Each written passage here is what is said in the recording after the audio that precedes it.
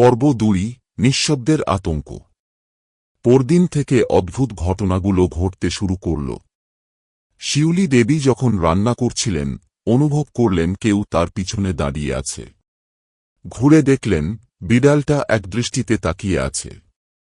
তিনি অন্য ঘরে গেলে বিড়ালটা পেছন পেছন আসে, কিন্তু কখনো কোনো শব্দ করে না। রাতে ঘুমের মধ্যে এক অদ্ভুত স্বপ্ন দেখলেন। স্বপ্নে দেখলেন তিনি অন্ধকার ঘরে বসে আছেন, আর তার চারপাশে শত শত কালো চোখ তাকে দেখছে।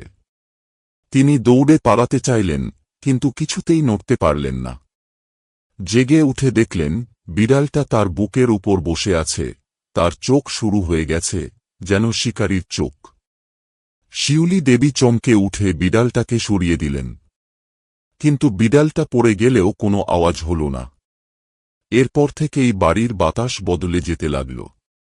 প্রতিদিন রাতের বেলা শিউলি দেবীর মনে হতে লাগল বাড়ির প্রতিটি কোণা থেকে কেউ তাকে দেখছে। এক রাতে দরজায় খুটখাট শব্দ শুনতে পেলেন।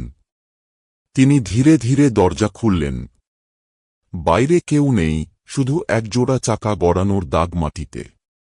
কিন্তু তার তো কোনো গাড়ি নেই,